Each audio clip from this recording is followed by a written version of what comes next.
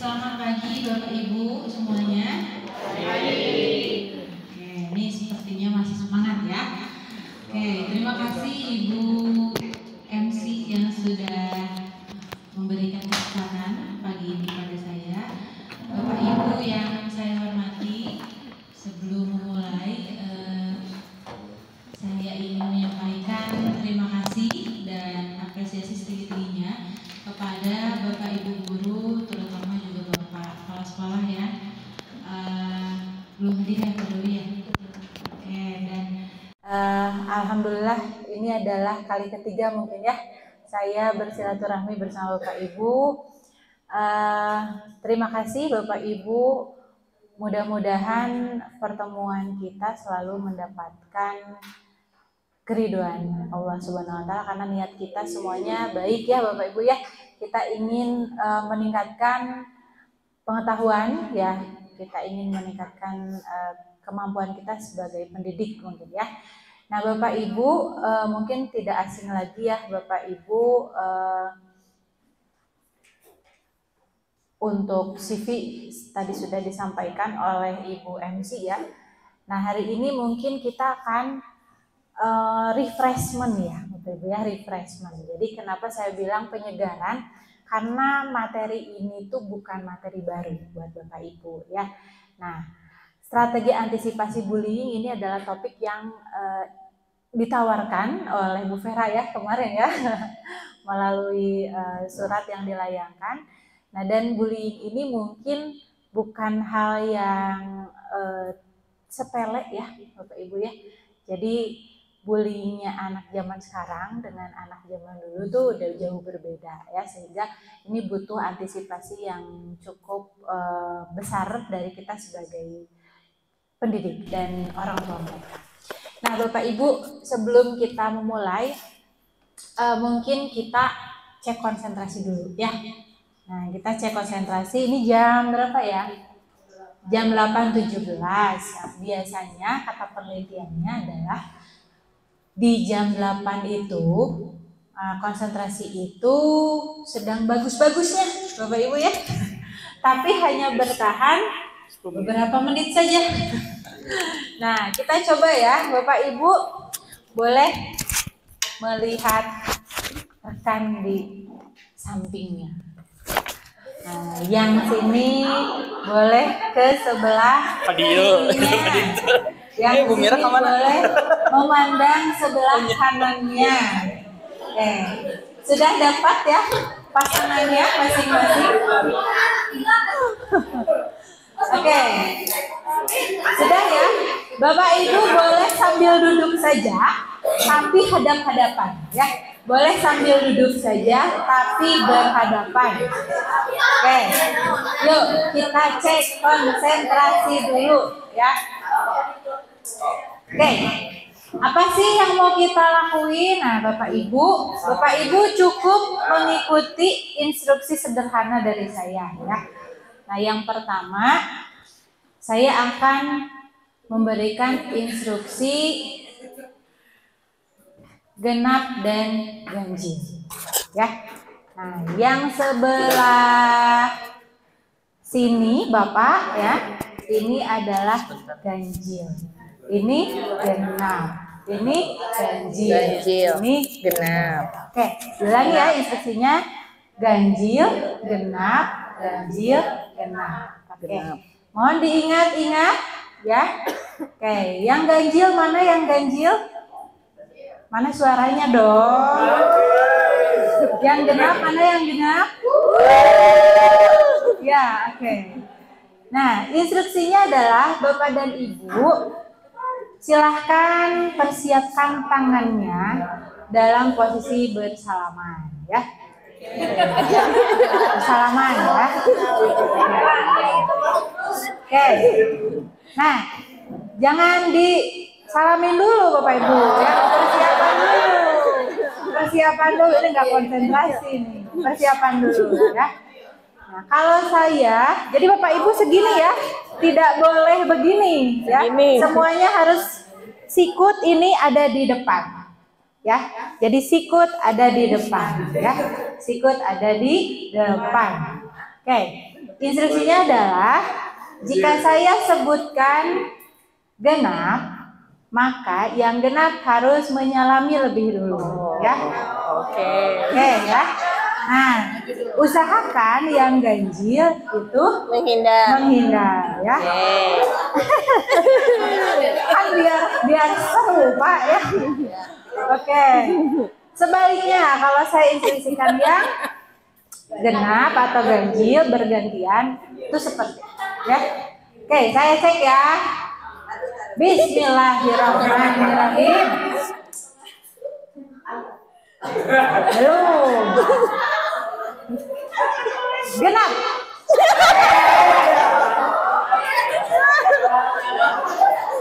Ada yang dapat? Ada yang dapat? Enggak. Belum ya. Pak, nanti mohon diawasi ya yang dapat siapa ya, Pak. Oke. Kalau kalah langsung gugur ya. Ya. Jadi kita nanti akan melihat siapa pemenang. Oke. Ganjil.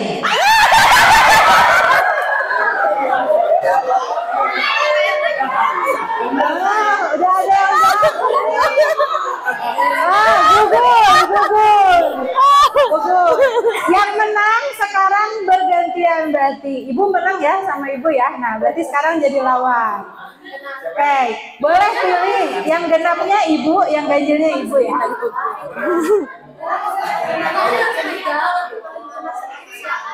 Harus kepegang ya. Harus kepegang. Ini kita gugur. Lagi ya. Lagi dong. Sekarang saya mau sebutin angka ya. Oh, iya, genap. Kita naik level, oke ya. Bismillahirrahmanirrahim. Yuk. 9.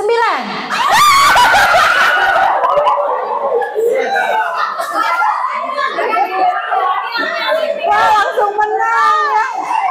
Oke, ada yang kalah lagi? Kalah. Bu, betul Bu Pera nih sama ibu yang di belakang. Oke, Bu Pera ganjil. Ibunya tadi ganjil ya? Oke, Bu Pera berarti genap. Genap. Ganti genap. Wah, ini ingat genap. Semakin seru nih. Oke, lagi ya. Yuk, kita mulai lagi. Sekarang saya naikin 25. 25.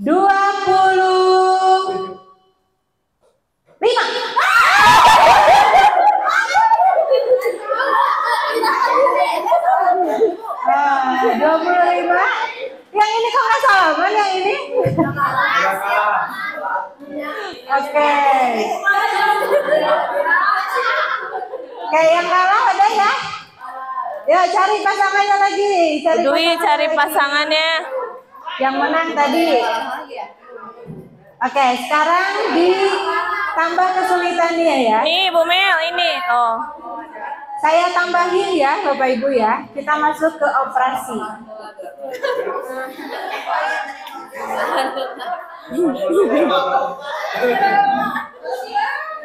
Satu ditambah 1 ditambah, ingat genap ganjilnya ya. 1 ditambah 3.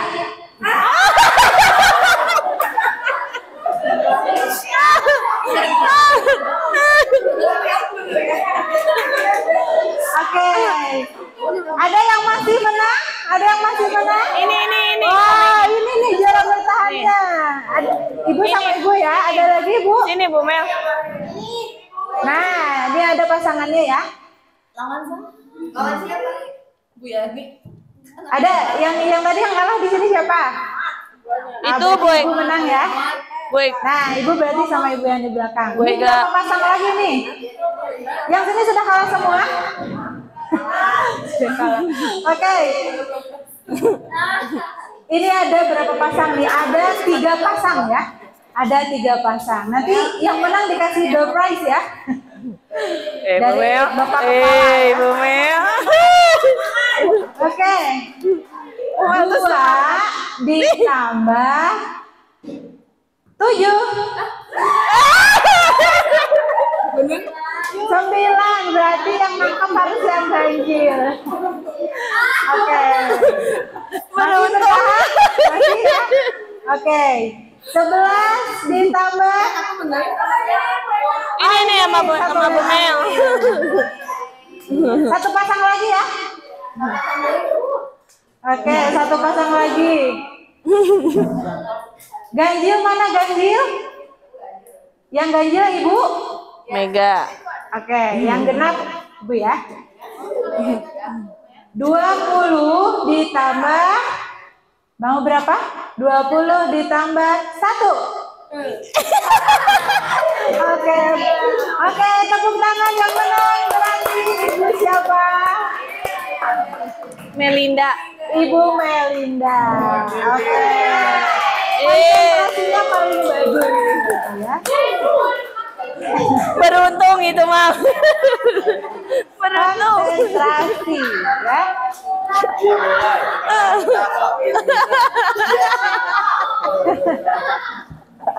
Itu berarti sebulan kira-kira berapa ya? Bisa berapa kali ya? Lebih dari 10 kali berarti ya? 15 mungkin ya, sekitar 15 kali dalam 1 bulan. Nah ini 35%-nya katanya terjadinya di sekolah Bapak Ibu ya. Ini miris sekali ya. Dan 46 kasus anak ini mengakhiri hidup akibat dari bullying yang dia alami ya. Nah Bapak Ibu, saya ingin mengajak dulu Bapak Ibu membaca secara lengkap ya berita ini. Nah di sini menarik ya Bapak Ibu. Jadi di sini katanya kemarin itu saya tertarik nih ya. Nah ini adalah statement. Nah ini adalah statement dari komisioner KPAI. Nah katanya hasil dari pengawasan KPAI itu menunjukkan kekerasan kepada anak di satuan pendidikan itu biasanya dilakukan secara berkelompok ya. Nah kalau berkelompok itu berarti ada temennya kan, biasanya ada yang potensi yang mempengaruhi teman-teman yang lain. Nah sehingga kecenderungan ini kok bisa terjadi, ini lemahnya deteksi dini. Nah ya berarti kalau begitu siapa yang harus bisa mendeteksi? Kalau di sekolah ya guru gitu ya. Kita harus bisa mendeteksi potensi anak mana yang bisa mempengaruhi teman yang lain kan gitu ya, melakukan tindakan bullying. Nah kenapa akhirnya kita akan membahas hal ini dari sudut pandang psikologi gitu ya. Jadi hari ini kita akan penuh Bapak Ibu membahas tentang psikologi. Psikologi itu kan berarti ilmu perilaku ya Bapak Ibu ya. Nah, dan data lainnya Bapak Ibu di sini juga disebutkan ya dari data yang diambil dari Kemen PPA. Nah, di situ disebutkan bahwa sampai Januari ya, bukan sampai Januari, dari Januari sampai saat ini real time ya, berarti kalau real time itu begitu dilaporkan datanya langsung terupdate ya. Di situ katanya jumlah kasus yang sudah terlaporkan itu 15.000 ya. Nah Bapak Ibu nanti bisa cek juga ya secara berkala di websitenya Kemen PPA. Dan bentuk kekerasan yang paling besar adalah kekerasan seksual ya, keduanya adalah kekerasan fisik ya. Kekerasan fisik itu biasa yang dilakukan oleh anak-anak biasanya ya, kalau tidak mendorong kan gitu ya, memukul kan gitu ya. Nah dan berikutnya di peringkat ketiga itu adalah kekerasan psikis. Nah seperti apa sih bentuk-bentuknya nanti kita bedakan ya. Nah pelakunya ini kebanyakan berdasarkan hubungan. Pelaku terbanyaknya siapa itu Bapak Ibu? Yang kuning, teman. Kalau dalam kekerasan seksual, pelaku terbanyaknya itu adalah pacar. Nah gitu ya. disangka memang pacaran itu indah mungkin sama anak-anak ya. Padahal justru sekarang banyak kasus justru mereka lah yang menyakiti gitu ya pacarnya sendiri.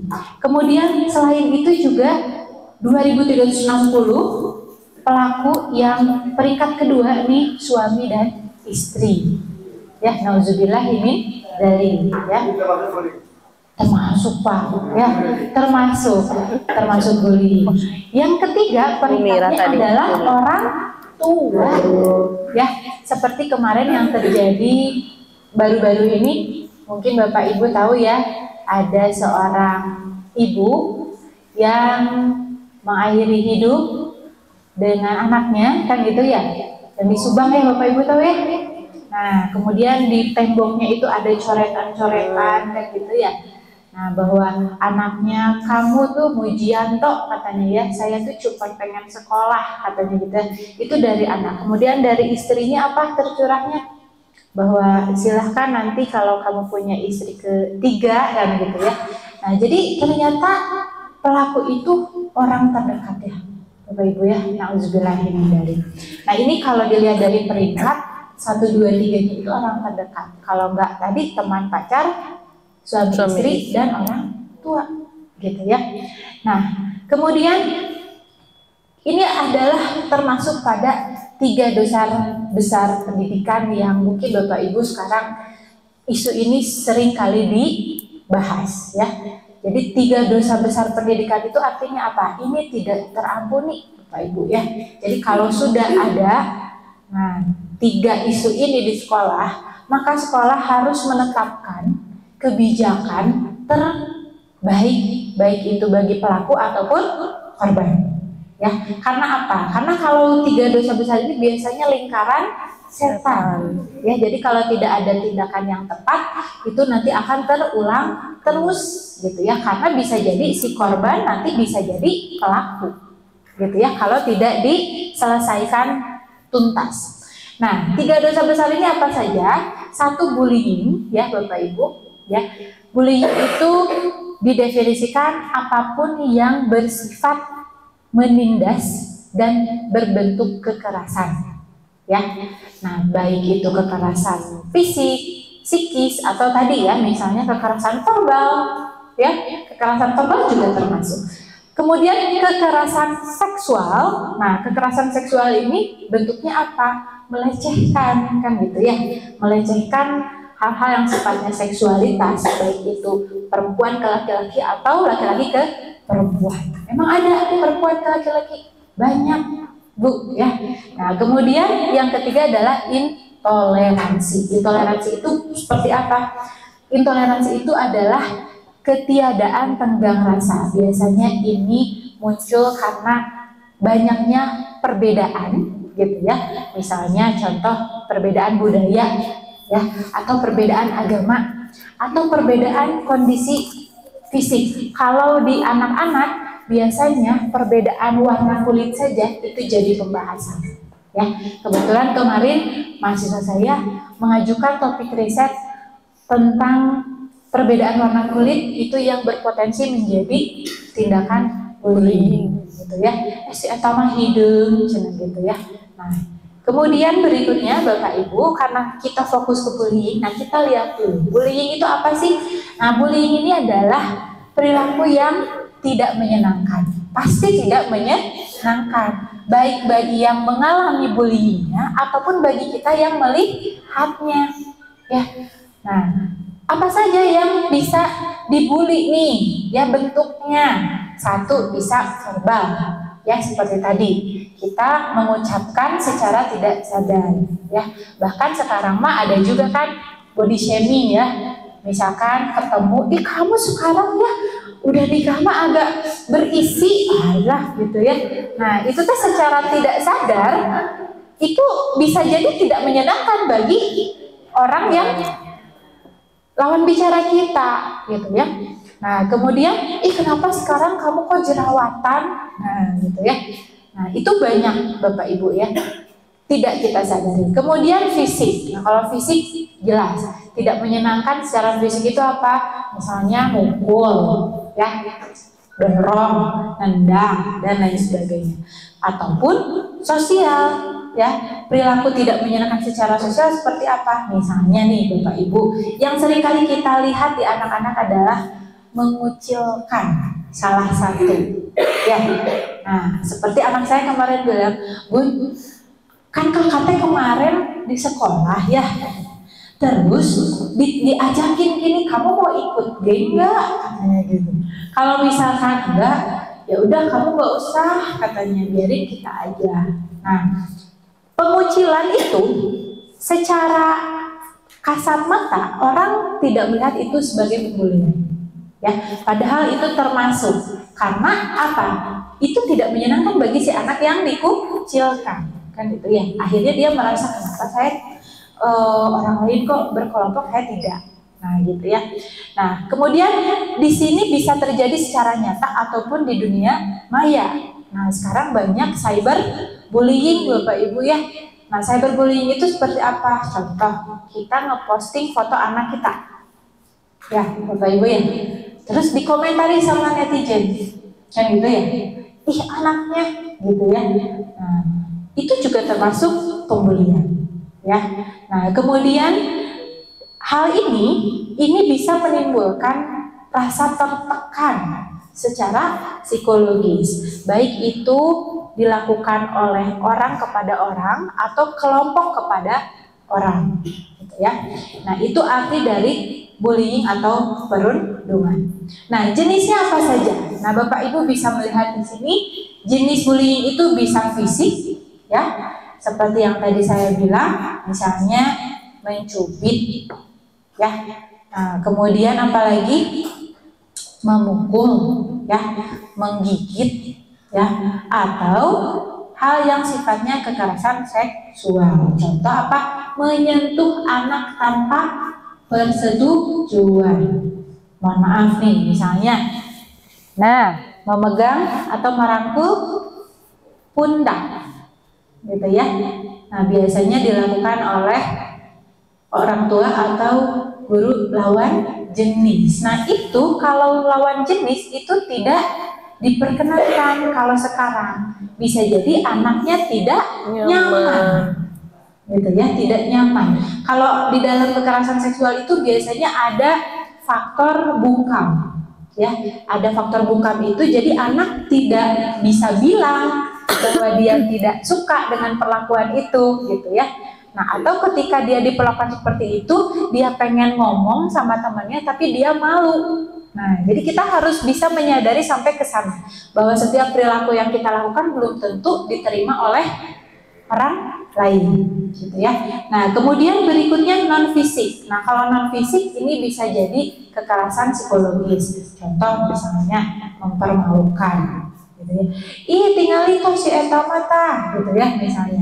Itu tanpa kita sadari anak-anak biasanya seperti itu, gitu ya. Muncul kalimat-kalimat dengan tujuan mempermalukan teman, gitu ya. Atau di sini juga memanggil dengan julukan, ya. Ada mungkin ya Bapak Ibu ya sering ya. Contoh misalnya dulu waktu saya SD itu ada seorang teman saya yang anaknya ini punya orang tua yang sering kali melakukan sabung ayam. Orang tuanya itu suka sabung ayam. Nah, jadi si anaknya itu menjadi bahan bulan-bulanan teman yang lain, gitu ya. Jadi dikasih julukannya adalah si ayam, betul Bapak ya. Nah, anak ini akhirnya, teman saya ini akhirnya ya menunjukkan kerendahan, bukan kerendahan hati. Akhirnya dia jadi minder, akhirnya berpengaruh pada kegiatan pembelajaran dia sehari-hari. Jadi di kelas itu akhirnya tidak bisa aktif, tidak bisa interaktif dengan guru, gitu ya, dan sebagainya. Kemudian di sini juga ada kekerasan atau bullying verbal, ya, atau tadi ya kata-kata non-verbal, ya. Non-verbal ini bisa langsung ataupun tidak langsung. Contohnya seperti apa? Contoh non-verbal itu misalnya gestur, ya, gestur. Biasanya Bapak Ibu mungkin melihat anak-anak yang kalau berkelompok itu akhirnya dia menunjukkan gestur-gestur pengabaian pada salah satu teman, ya. Nah, itu juga harus dikasih tahu. Jadi sebetulnya kalau menurut saya kunci utama bagaimana mengurangi tindakan bullying di sekolah itu memahamkan dulu anak bahwa perilaku seperti itu adalah termasuk bullying, gitu ya. Karena bisa jadi anak tidak merasa bahwa aktivitasnya itu perilakunya itu adalah menyakiti orang lain, gitu ya. Nah, kemudian Bapak Ibu, ketika bullying itu terjadi tadi ya, karena masalah seriusnya adalah dideteksi, maka ada potensi-potensi yang seharusnya bisa Bapak Ibu amati, gitu ya. Nah, yang pertama, perundungan atau bullying itu memiliki kekhasan dari si pelaku, ya. Biasanya bullying cenderung dilakukan oleh orang atau anak yang hiperaktif, impulsif, aktif dalam gerak, suka merengek dan menangis berlebihan, menuntut perhatian, tidak patuh, menyukai pertentangan atau suka menantang guru atau suka melawan guru, memiliki sikap destruktif atau merusak, dan biasanya dominan atau ingin menguasai orang lain. Nah, jadi Bapak Ibu, ketika Bapak Ibu sebagai wali kelas itu akan sangat mudah mengamati anak-anak dengan potensi itu. Bapak Ibu kira-kira sudah teramati belum sampai detik ini? Ada potensinya anak yang dengan karakter begini? Ada ya. Nah, kalau sudah terdeteksi, maka Bapak Ibu memberikan perhatian lebih pada anak ini. Karena bisa jadi yang dia tunjukkan, merengeknya dia, menangis berlebihannya dia, dominannya dia, itu bukan hanya faktor karakter bawaan. Karena kan ada disebut dengan temperamen ya Bapak Ibu. Temperamen itu biasanya dibawa dari karakteristik yang diturunkan dari orang tua. Selain dari itu bisa jadi karena faktor lain. Faktor lainnya apa? Bisa jadi karena faktor psikologis. Dia tidak mendapatkan perhatian dari orang tua di rumah. Akhirnya dia mencari perhatian di sekolah, gitu ya. Nah, jadi ciri yang pertama karakteristiknya seperti itu. Itu adalah potensi. Kalau potensi itu bisa jadi terjadi, bisa jadi tidak, ya Bapak Ibu ya. Tapi hasil risetnya kebanyakan karakternya begini, ya. Nah, kemudian berikutnya adalah memiliki temperamen yang sulit atau difficult temperamen. Ciri anak yang difficult temperamen itu kayak gimana? Cirinya adalah kalau diajak berdamai sulit untuk compromise. Nah, biasanya kan ada anak yang kalau udah dibilangin sama kita diajak untuk berdamai dengan keadaan, akhirnya dia mau, kan gitu ya. Tapi ada juga yang kalau masih tantrum, dia kalau belum selesai tantrumnya terus aja. Kan ada juga anak yang seperti itu. Nah, itu difficult temperamen, ya. Dan mudah tersinggung biasanya anaknya, ya. Nah, kemudian hanya peduli terhadap keinginan sendiri. Contoh misalnya ketika dia menginginkan sesuatu, dia tidak, misalkan kita berbagi buku dalam satu meja, dia ingin membaca sendiri saja, gitu ya. Nah, dia tidak mempedulikan temannya, yang penting saya. Nah, biasanya itu juga potensi, gitu ya, potensi karena dia melihat sesuatu hanya dari kacamata dia, gitu ya. Nah, kemudian sulit melihat sudut pandang orang lain. Nah, ini juga berpengaruh pada empatinya, ya. Jadi karena tadi perspektif dia hanya melihat pada dirinya, sehingga sulit bagi dia untuk melihat dari sisi orang lain. Kalau orang lain, kalau misalnya saya ada di posisi dia, itu saya seperti apa rasanya. Nah, itu ya. Kemudian berikutnya adanya perasaan iri, benci, kemarahan, dan biasanya menutupi rasa malu dan kegelisahan. Atau juga seringkali anak-anak dengan potensi pembuli ini biasanya sulit meminta maaf, ya Bapak Ibu ya. Nah, jadi kalau sama kita misalkan yuk maafan yuk, dia nggak mau. Nah, itu potensi Bapak Ibu ya, itu potensi. Kemudian memiliki pemikiran bahwa permusuhan itu adalah sesuatu yang biasa saja atau bahkan dia pandang positif. Jadi senang bersaing ya, tapi bersaingnya tidak bersaing sehat ya, sehingga menganggap teman itu adalah rival gitu ya. Nah, kemudian cenderung memiliki fisik yang lebih kuat, lebih dominan daripada teman sebayanya ya. Nah, jelas kalau ini berpengaruh ya pada potensi karakteristik yang di atasnya ya. Nah, itu beberapa potensi yang mungkin Bapak Ibu perlu deteksi dini ya di kelasnya. Nah, dan kita melihat seorang anak Bapak Ibu itu sebagai whole person. Jadi ketika bullying itu terjadi, maka kita harus melihatnya dari berbagai sudut pandang. Nah, sudut pandang kita kepada anak itu bisa dilihat dari 4 domain ini. Nah, Bapak Ibu, kalau tadi kita bicara tentang karakteristik, ya, tadi lebih banyaknya kira-kira ke domain yang mana? Anak ini pemarah, anak ini kurang berempati, anak ini ke emosional, betul ya? Ini masuknya ke domain EQ, ya, ke domain EQ. Nah, tapi kita juga bisa melihat itu dari sudut pandang yang lain. Nah, kita lihat ke sini. Yang pertama Bapak Ibu ada domain IQ. Domain IQ itu adalah kemampuan seorang anak untuk memahami, menganalisis atau memecahkan masalah secara logis, ya.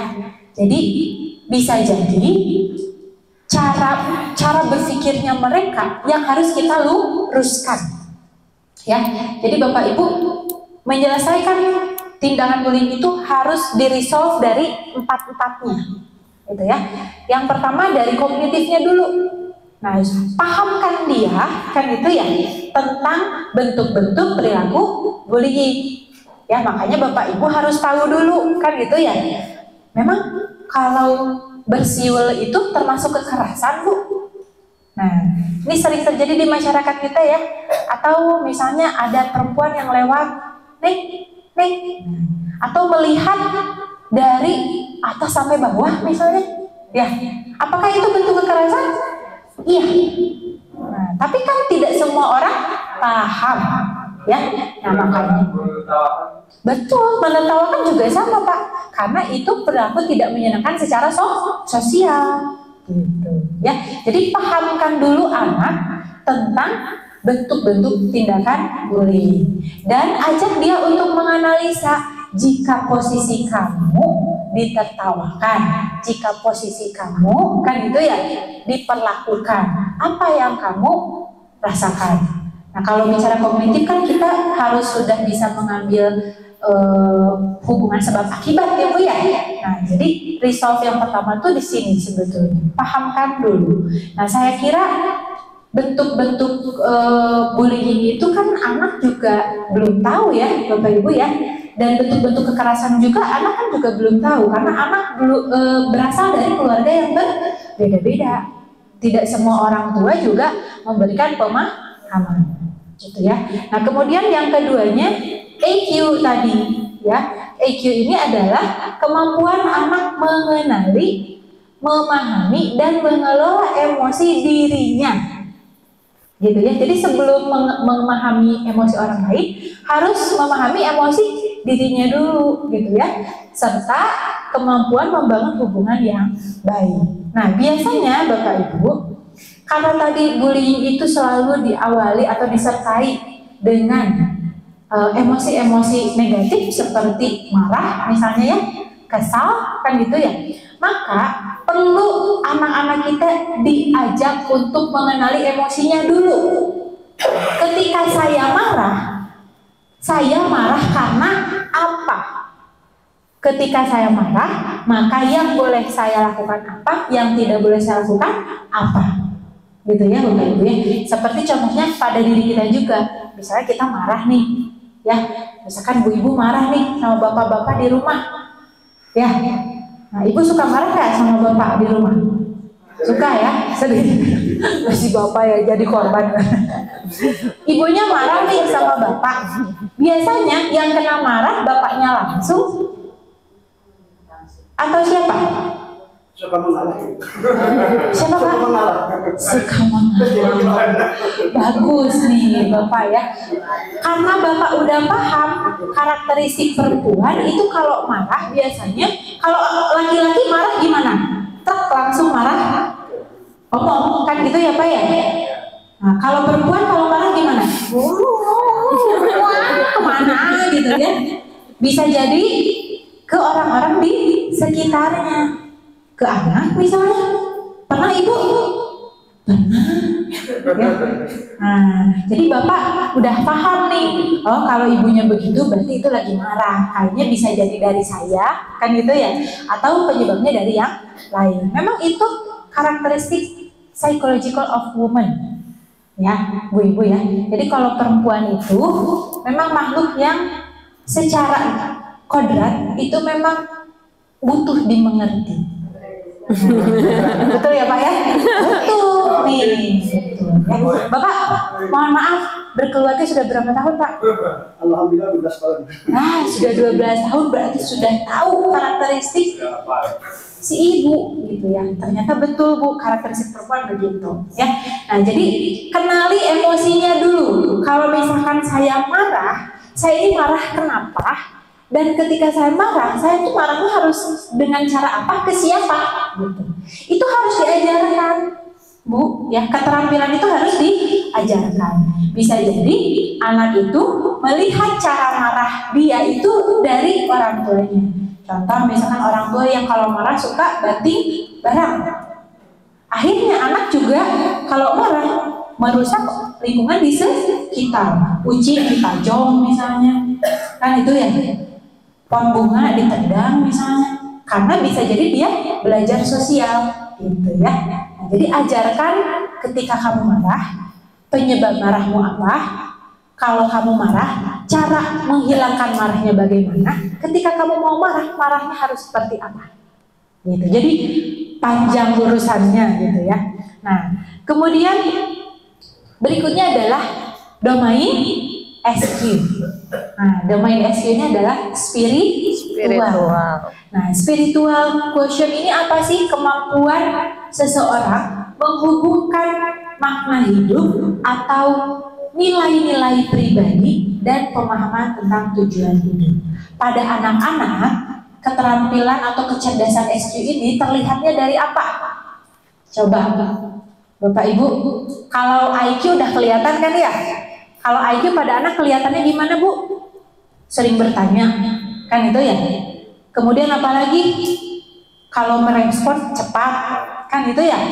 Kalau EQ kelihatannya pada anak kayak gimana Bu? Biasanya aktif Bu. Aktif, betul.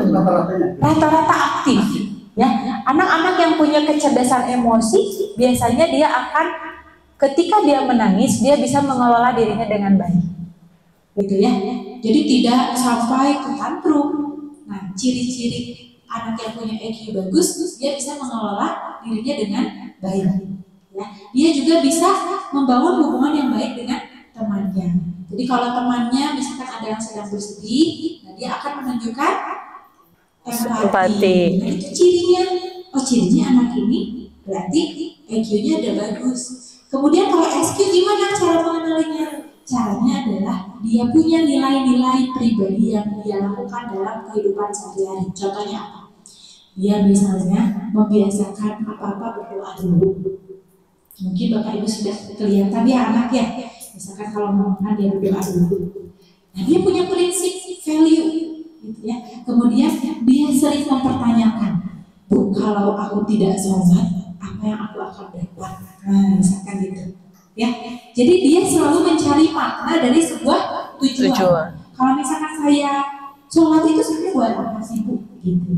Itu adalah sebuah pertanyaan dari seorang anak yang punya potensi spiritual yang bagus. Tinggal kita pahamkan bahwa tujuan kamu sholat beribadah itu bukan karena ibu menyuruh kamu, gitu ya.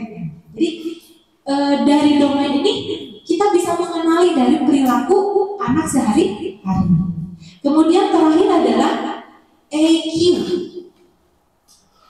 AQ ya, bukan E lagi. Kalau A ini artinya adalah adversity quotient.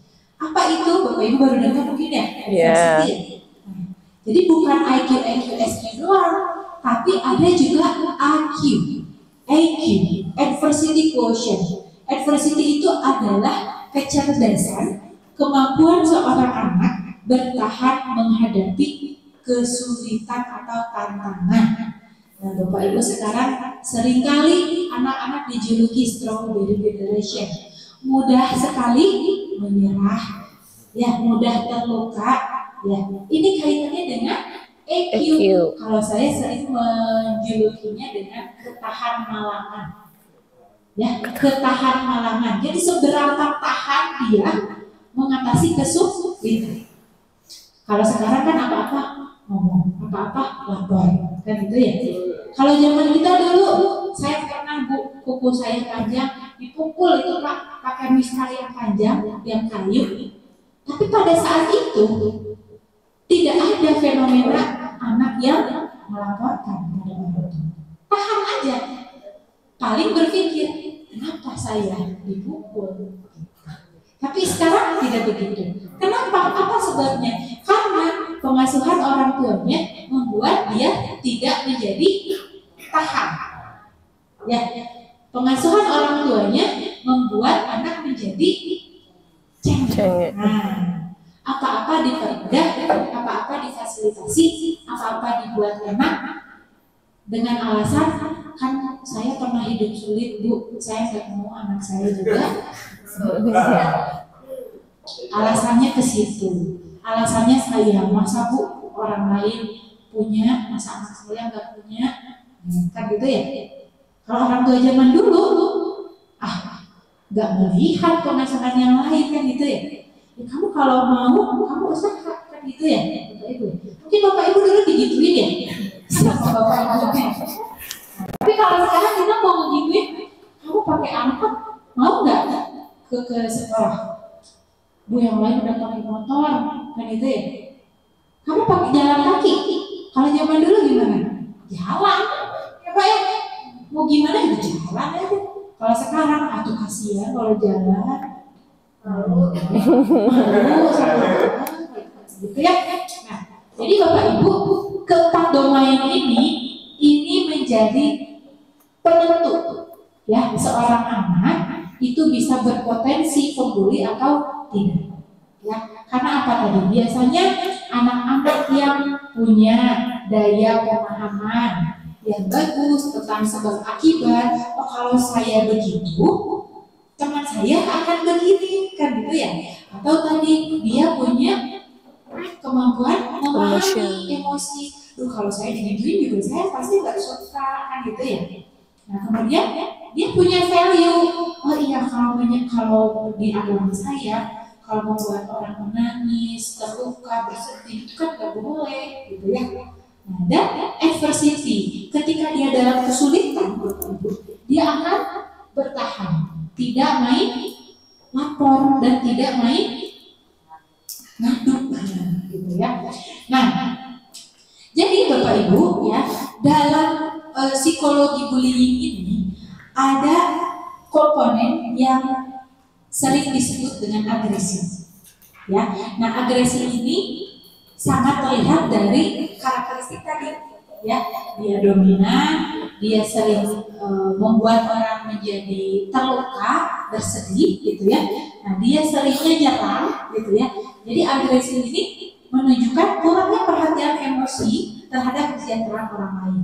Nah, biasanya perilaku agresi itu ada yang sifatnya instrumental atau ada yang sifatnya juga reaksi. Kalau instrumental kayak gimana? Contoh, ada anak yang misalnya temannya lagi nulis, diambillah pensilnya. Dia melakukan agresi itu kan berarti tadi ya kurangnya perhatian emosi kepada kesejahteraan orang lain. Dia mengambil pensil itu, kan gitu ya. Dia menunjukkan agresi itu untuk mendapatkan apa yang dia mau. Nah, itu perilaku instrumen. Jadi instrumen itu kan alat ya Bapak Ibu. Jadi agresi itu dia gunakan sebagai alat untuk memenuhi apa yang dia inginkan. Nah, ada yang seperti itu. Ada juga yang perilaku agresinya itu sebagai bentuk reaksi.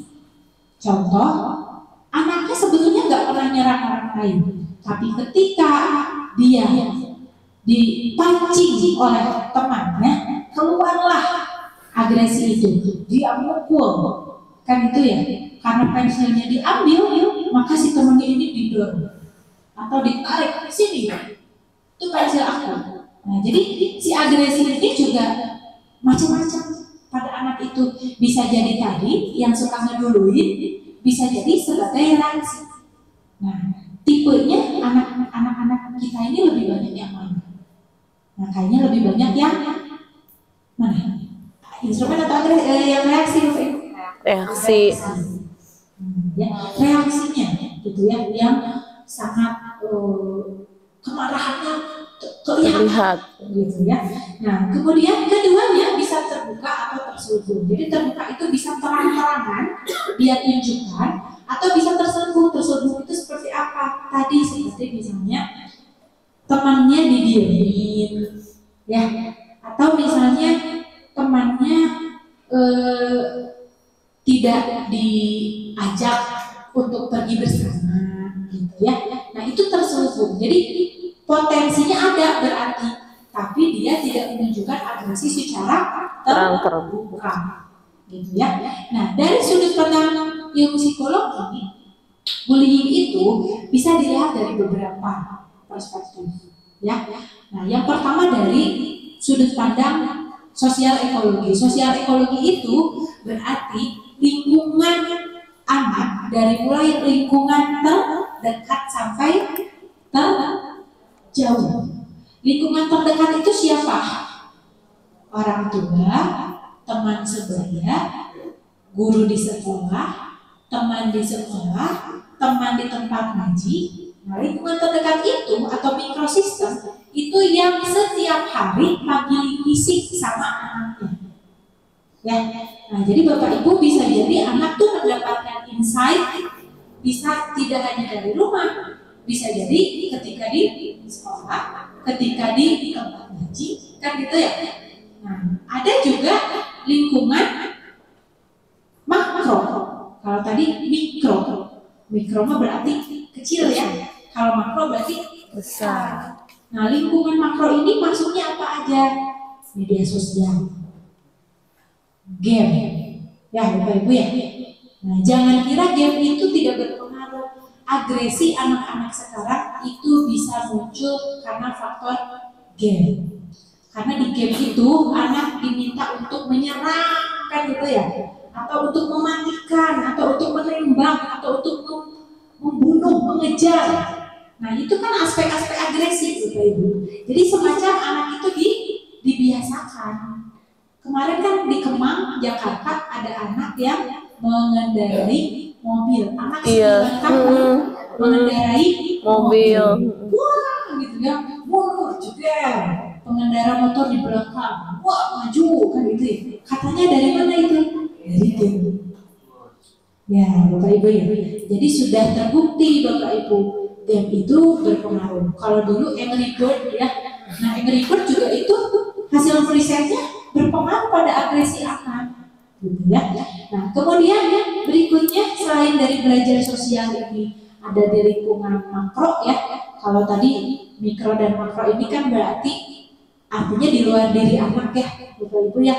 Nah, misalkan orang tua juga sebagai model, gitu ya. Seperti yang tadi saya contohkan, kalau orang tua cara marahnya adalah displacement, ya displacement itu mengalihkan kemarahan pada orang di sekitar, itu juga menjadi potensi anak juga seperti itu, gitu ya. Bapaknya suka marah dengan cara merusak benda, misalnya ibunya suka marah dengan cara merusak benda, anak juga melihat, gitu ya. Kemudian atribusi. Nah, kalau atribusi ini ada di dalam diri anak. Atribusi itu apa sih Bapak Ibu? Atribusi itu adalah bagaimana seorang anak mengaitkan apa yang dia alami itu dengan faktor dari dirinya atau faktor di luar dirinya. Contoh, saya punya keponakan. Kemarin mamanya ngobrol. Jadi anak ini mondok Bapak Ibu di pesantren dan menjadi korban bullying. Nah, katanya sekarang 40% bullying itu terjadi di satuan pendidikan yang berbasis Boarding. Iya. yang kelompok. Nah, terus saya tanya, anaknya saya ajak ketemu. Kenapa? Dan pokoknya panjang lebar, ternyata dia itu begini. Kenapa sih katanya masalah baju juga kan harusnya di pondok itu baju itu dikancing ya Bu. Nah dia itu nggak suka dikancing, dia itu sukanya di Linting. Kenapa sih persoalan melipet baju aja itu jadi masalah buat orang lain? Sedangkan di pondok itu ada kakak-kakaknya yang berperan sebagai kompis. Jadi kalau kompis itu kan menertibkan anak-anak yang melanggar kan gitu ya. Akhirnya karena dia sering kali melanggar, akhirnya jadi Bullying. dicirian. Itu dia anggap sebagai bentuk bullying. Nah, di sini perlu atribusi itu apa tadi? Bagaimana kita mengaitkan apa yang kita alami itu penyebabnya dari faktor diri kita atau dari luar diri kita. Harusnya anak ini diajarkan mengaitkan sebab akibat itu karena tindakan dirinya. Ya kenapa atuh kan gitu ya? Kenapa atuh kamu melanggar norma sehingga orang lain menilai kamu sebagai bad boy kan gitu ya? Anak yang tidak nurut kan gitu ya? Yang tidak mau mengikuti aturan kan gitu ya? Nah, jadi itu yang disebut dengan atribusi. Makanya di situ ada lokus internal. Anak ini mengaitkan itu pada dirinya atau justru pada luar dirinya. Kalau pada luar dirinya ya tadi kemungkinan dia tidak menyadari kesalahan dirinya. Jadi bisa jadi Bapak Ibu bullying itu tidak, kalau secara sederhana kan bullying itu pasti kita akan respect kepada korban kan gitu ya, korban yang dibully. Tapi bisa jadi tindakan bullying ini kita analisis dari sudut pandang ini. Bisa jadi penyebabnya disebabkan karena si korban gitu. Bisa dipahami ya Bapak Ibu ya. Nah, jadi ajarkan anak untuk memiliki atribusi dengan lokus internal. Dia harus menyadari setiap yang saya lakukan itu pasti akan ada Sebab akibat. dampaknya. Kalau saya mendapatkan perlakuan negatif, berarti mungkin ada faktor yang tidak betul dari diri saya. Gitu ya. Jadi kalau meresolve kasus-kasus bullying itu kompleks sebetulnya. Gitu. Jadi harus benar-benar anaknya dilatih gitu ya. Kemudian lingkungannya dibentuk, dibangun, orang tuanya diajak bekerja sama, kan gitu ya. Kebijakannya juga harus ada. Nah gitu. Kemudian berikutnya ada juga sudut pandang dari moral disengagement. Nah, moral disengagement ini kayak gimana? Moral disengagement ini anak itu melepaskan standar moralnya. Anak melepaskan standar moralnya untuk membenarkan perilaku yang dia lakukan. Contoh misalkan gini, anak ini merebut mainan punya temannya. Nah, merebut itu kan kekerasan ya, Bapak Ibu ya. Nah, kemudian si anak ini sama kita ditanya, kenapa seperti itu? Ya, terus dia ngomong gini, ya kan Bu, kalau misalnya dia nggak bawa mainan itu, aku juga nggak akan tertarik sama mainan itu. Victim blaming. Jadi justru malah menyalahkan korban. Atau kalau dalam kekerasan seksual yang sering terjadi seperti ini. Kenapa pelaku kekerasan seksual itu mayoritas laki-laki? Karena biasanya alasannya nyanyi tuh Bu, dia pakai pakaian seksi. Ya hari laki-laki mah ada cenah uci. Jangankan disuguhkan, nggak ada juga dicari. Victim blaming. Kalau saya sebagai korbannya, saya akan menjawab, ya Bapak bade bisa mikir dia kucing, Kan gitu ya. Bapak kerasa disampingkan jin kucing, kan gitu ya. Berarti kita tidak boleh berorientasi menyalahkan korbannya. Ya, memang betul perempuan itu berpakaian seksi. Tapi kan kita juga punya kendali diri. Kita punya ini, Bapak Ibu. Nah, kan kita punya ini ya. Ketika kita bersiul, apakah itu menyakiti perempuan itu atau tidak? Iya kan? Kalau punya EQ yang bagus, ya dia tidak akan melakukan pelecehan. Nah, jadi bisa jadi dari sudut pandang psikologi, bullying itu juga karena seseorang yang punya moral disengagement ini. Jadi dia punya standar moral yang dia abaikan. Dia tahu bahwa itu gak boleh gitu, tapi dia biarkan karena apa? Karena untuk membenarkan perilaku dia, gitu ya. Biarin memang anaknya berpakaian seksi ya, mau gimana? Ya saya kan terpancing juga, itu ya gak benar gitu. Ya, itu namanya victim blaming ya, gitu ya. Nah, atau tadi kalau pada anak-anak misalnya dia mengambil mainan gitu ya, ya aku tahu kenapa? Atau dia bawa mainan itu ke sekolah? Mau dia bawa mainan itu mau tidak, perilaku merebut mainan itu tidak diperbolehkan. Nah, seperti itu gitu ya. Tapi banyak di antara kita yang punya moral disengagement ini, gitu ya. Nah, kemudian berikutnya dorongan atas frustasi. Bisa jadi juga ya Bapak Ibu, ketika seorang anak melakukan tindakan bullying, itu bisa jadi karena dia memiliki dorongan kemarahan atas frustasi yang dia alami. Frustasi itu apa? Frustasi itu kondisi di mana kita mengalami kekecewaan, kemarahan karena apa yang kita inginkan tidak kita dapatkan. Ya, Ibu ya. Nah, jadi bisa jadi dorongan itu akhirnya bisa muncul. Ya, syukur-syukur kalau dorongan itu muncul misalnya kepada orang yang membuat dia marah gitu ya. Kalau ini tidak di orang lain yang tidak bersalah gitu ya, atau orang-orang teman-teman lain di sekitarnya yang justru kena ya dari tindakan perilaku agresif gitu ya, ya. Nah, jadi sudut pandang memahami perilaku bullying ini itu bisa banyak. Bisa dari berbagai perspektif ya. Nah, terakhir bisa juga karena tadi aspek biologis. Kalau aspek biologis ini Bapak Ibu effortnya cukup besar ya, karena ini aspek bawaan anaknya berarti benar-benar harus dilatih gitu ya. Seperti yang tadi misalnya dia punya difficult temperament. Anaknya ketika misalkan dia marah, sulit sekali untuk menurunkan tension marahnya. Kan ada ya anak yang udah diupahan, udah digimana-gimana juga tetap gitu ya.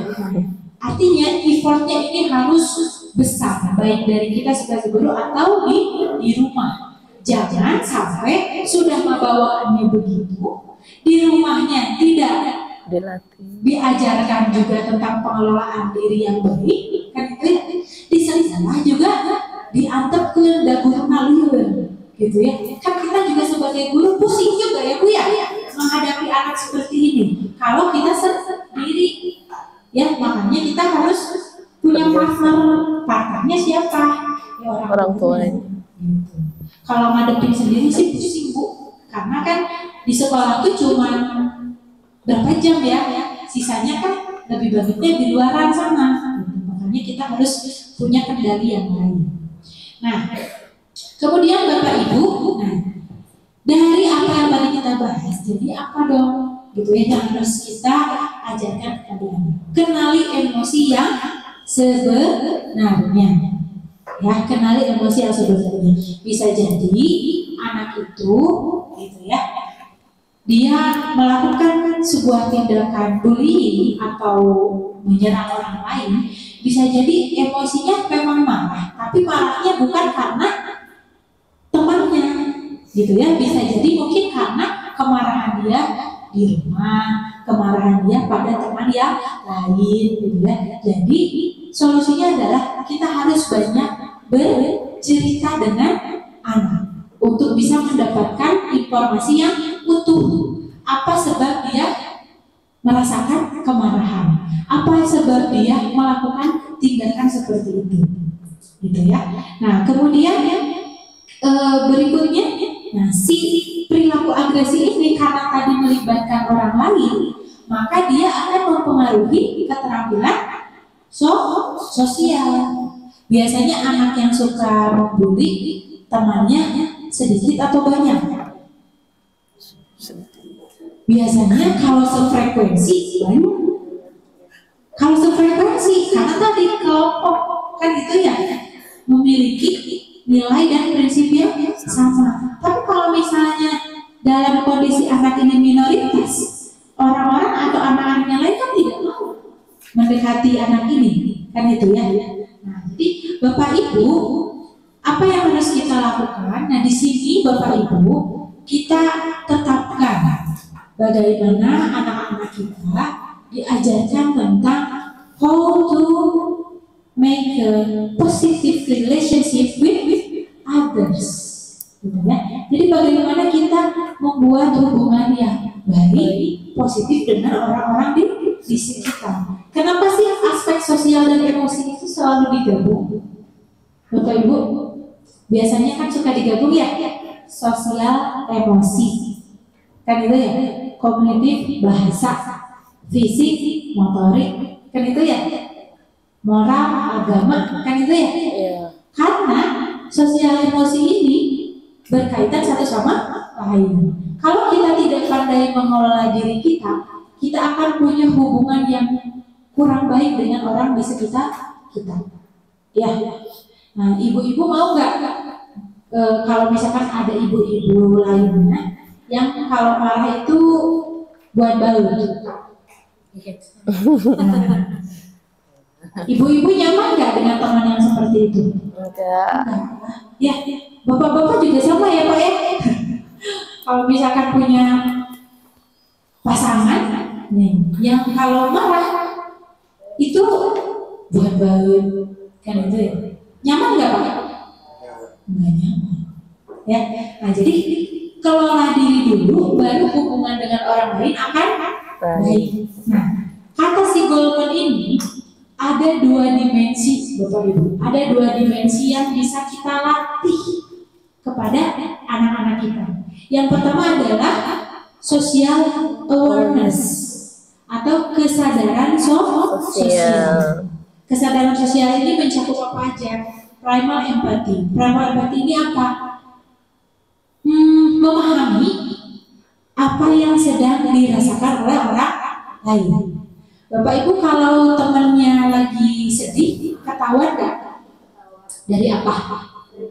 Dari mimik muka. Nah, berarti kalau kita tahu teman kita lagi sedih, apa yang mau kita lakuin? Oke, menghibur. Setidaknya memberikan penawaran kan ya. Kamu kenapa? Gitu ya. Yuk jalan-jalan yuk. Nah, semangat kalau jadi tangan si bapak Nah, kalau lagi kelihatan sedih langsung diajak jalan ya. Itu primal empathy.